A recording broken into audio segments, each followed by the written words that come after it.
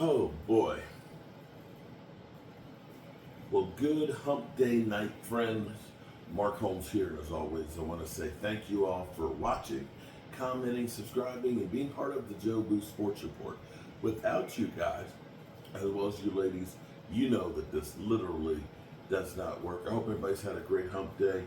It's been an interesting day, and I'm going to say, is it me or does it seem like all of a sudden the Cowboys have got a sense of urgency of beginning to do some things? Now hear me out here for a second. It's funny because I got double teamed today on the Dan Salio show with Philly 500. They literally called in the dogs. They had both of them. Now, it's almost comical because listening to Dan Salio, who he is constantly trashing the Eagles and their moves and things, right? He's always talking about how Jalen Hurts is ass in comparison to Josh Allen. He's in love with Josh Allen. Josh Allen is the second best quarterback in the NFL, according to Dan Salio. It's funny listening to that. And then Philly 500 gets on there. And then together, they're both talking about the Eagles like they are the best team that's ever been built. And the way they're going through and just literally talking about how much the Cowboys suck. Philly 500 said, he thinks we're the third best team in our division. Third best. It's on tape. And I'm kind of like, you know what? I'm just going to bide my time here. I'm just going to smile and take it.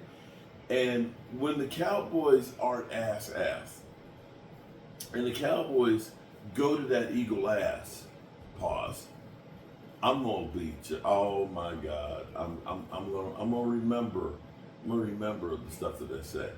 But it's funny because I keep now realizing the deja vu that is the Dallas Cowboys. This is what we always do, people.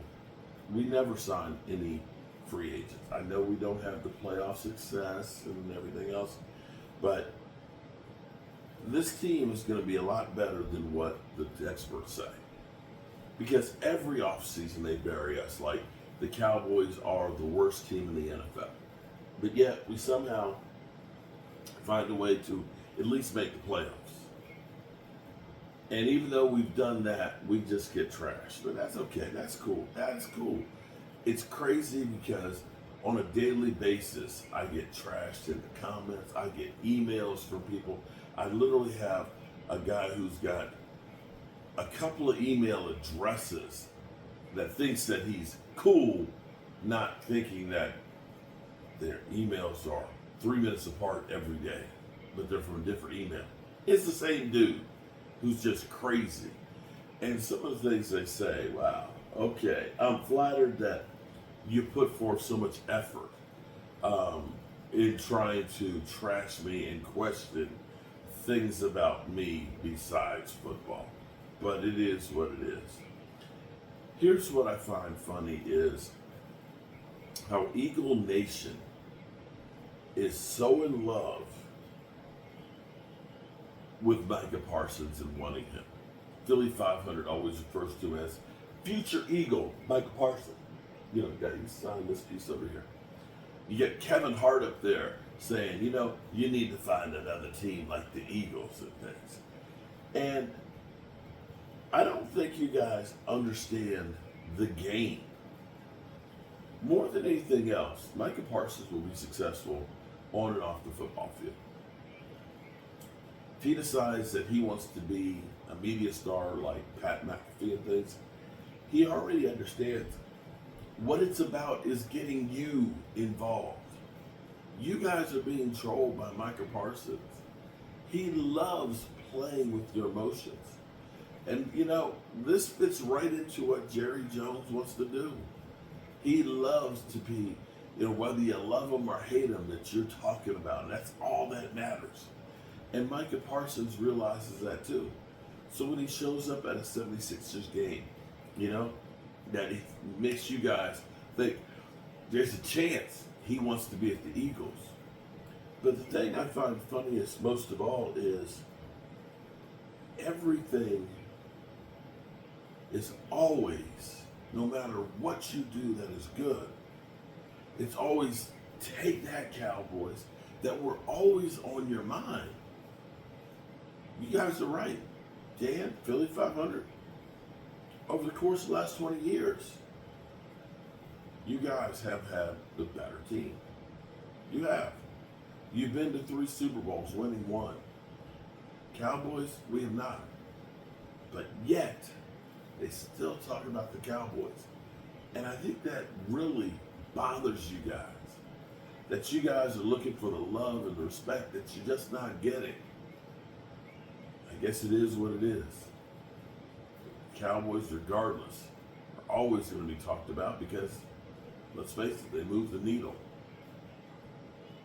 Whether people want to see the car crash or the train wreck, whatever it is, they want to see it with the Cowboys.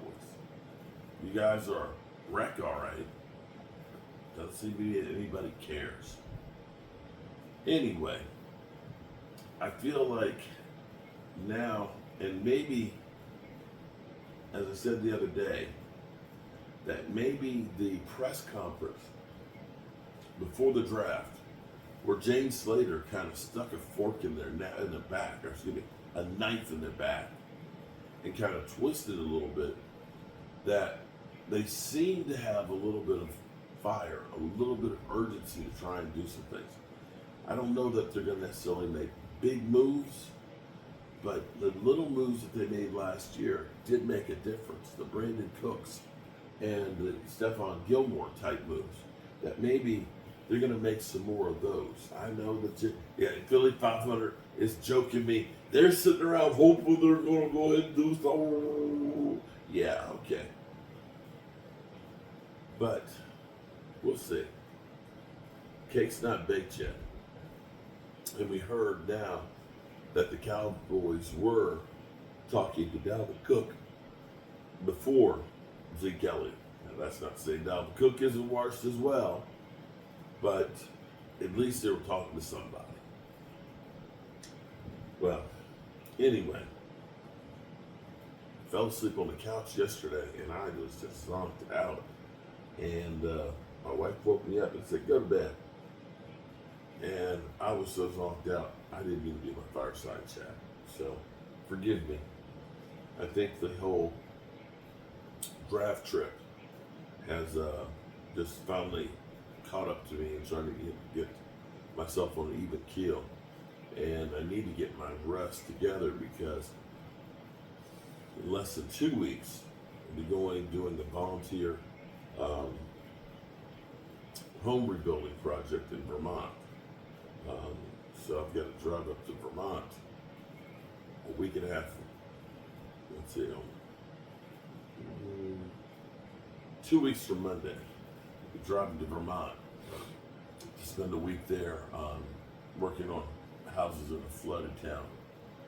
So there's that. Phew. Life is always busy, I'll tell you that, bro. All right, you good people. That's all I got for you right now.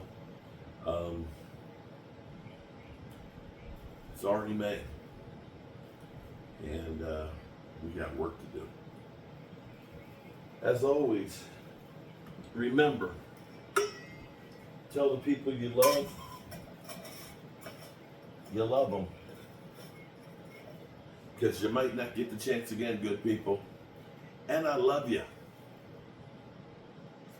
And God willing, we'll all be here tomorrow to do it again. Peace.